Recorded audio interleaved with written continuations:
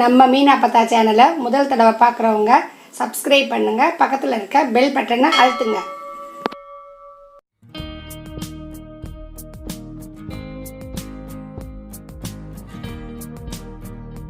வாங்கப்பா, எல்லாருக்கும் அப்பத்தாவின் வணக்கம். எல்லோரும் நல்லா இருக்கீங்களா? அதான் லாஸ்ட் இயர் வந்து தாய்லாந்து போயிருந்தேன். அப்போ அந்த தங்கியிருந்தேன் இல்லையா, அந்த ரெஸ்டாரண்ட்டில் அந்த சூப்பு கொடுத்தாங்க. ரொம்ப டேஸ்ட்டாக இருந்தது. அப்போ அங்கேயே நான் கேட்டேன், இந்த சூப் எப்படி செய்தீங்க அப்படின்னு. அவங்களும் சொன்னாங்க.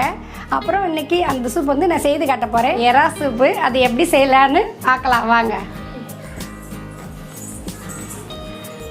ஒரு 200 கிராம் எறா உரிச்சி எடுத்துருக்கேன். இதுக்கு தேவையானது இஞ்சி தான் மெயினாக. அதை ரவுண்டாக இந்த நறுக்கி வச்சுருக்கேன் பாருங்கள். இது எப்படி தான் போடணும், தட்டி போடக்கூடாது. வெள்ளைப்பூடை 1-2 இடித்து வைக்கணும். அப்புறம் லெமன் சூப்பு, தக்காளி 1, இந்த நார்த்தங்காய் இலை, நார்த்தங்காய் லீஃப் அப்படியே போடணும். தேவையான அளவுக்கு உப்பு, மஞ்சத்தூள், அவ்வளோதான். ரொம்ப ஈஸி. அதுக்கு பவுட்ரு எறா சூப்பு பவுட்ரு கொஞ்சம் போடணும் கடைசியில் இறக்கும்போது. இப்போ எறா நம்ம நல்லா கழுவி மஞ்சத்தூள் போட்டு நல்லா அலசி வச்சுருக்கேன். எறா நம்ம வேக போடுறேன் பாருங்கள். நல்லா கொஞ்சம் வேகட்டும். நல்லாயிருக்கும், டேஸ்ட்டாக இருக்கும், சளிக்கும் நல்லாயிருக்கும்.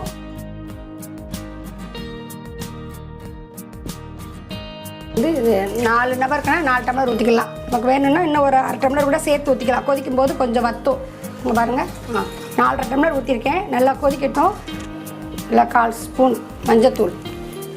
2-3 நிமிஷம் நல்லா வேக விடுங்கப்பா. அது வேகட்டும். அப்போ மேலே மிதக்க ஆரம்பிச்சிச்சு பாருங்கள் எல்லாம். இப்போ வெந்து வர நல்லா வேகுதில்ல.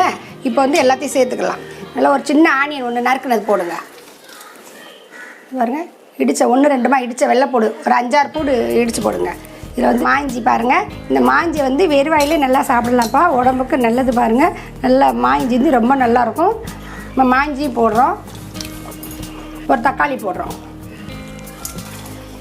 கொதிக்கட்டும். இன்னும் 2 கொஞ்சம் கொதி வந்த பிறகு நம்ம இந்த ஃப்ளேவருக்கு இந்த இலை போடுவோம். நார்த்தங்காய் இலை. இந்த சூப்பு பவுடர்லேயே கொஞ்சம் உப்பு இருக்கும். அதனால் கொஞ்சமாக போடணும். இந்த ஒரு பிஞ்சு அளவுக்கு தான் போடணும்.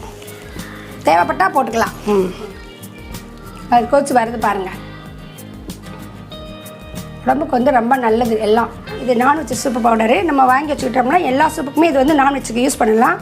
இது ஒரு கொதிக்கும் போது 1 டீஸ்பூன் போடுறோம்.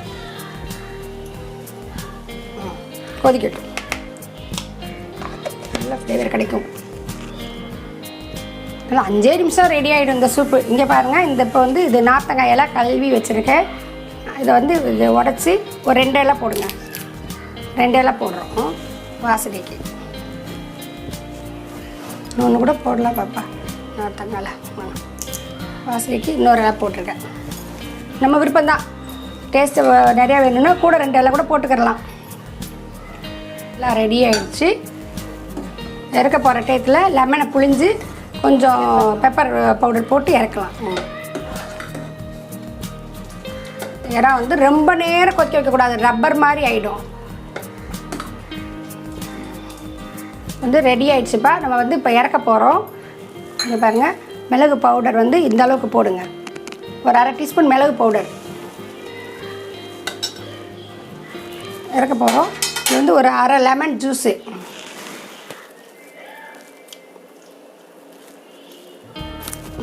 விதையை எடுத்துடணும் தனியாக.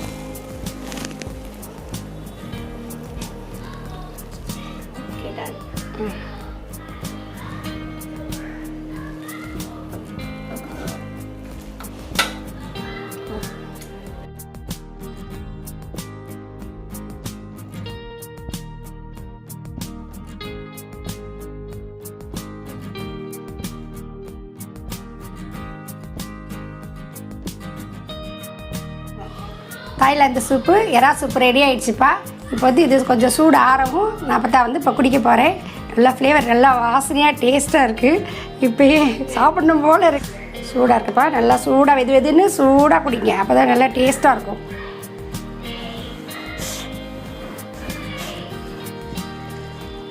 ரொம்ப நல்லாயிருக்கு. இதே மாதிரி செய்து பாருங்கள். அப்போத்தாக்கு வேணுன்ற அளவுக்கு சால்ட்டும் பெப்பரும் நான் போட்டிருக்கேன்.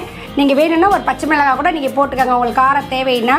அந்த அளவுக்கு பெப்பரும் சால்ட்டு கொஞ்சம் கூட்டுறது குறைக்கிறது வைங்க. நான் அப்போ தான் கரெக்டாக போட்டிருக்கேன். உங்களோட ருச்சிக்கு நீங்கள் கொஞ்சம் கூட்டி குறைச்சி போடுங்க, ரொம்ப நல்லாயிருக்கும். இப்போ வந்து எனக்கு கரெக்டாக இருக்குது. சரிங்களா? இதை செய்து சூப்பு குடிச்சு பார்த்துட்டு அப்போ தான் வந்து லைக் பண்ணுங்கள், ஷேர் பண்ணுங்கள், சப்ஸ்கிரைப் பண்ணுங்கள், கமெண்ட்ஸ் பண்ணுங்கள்.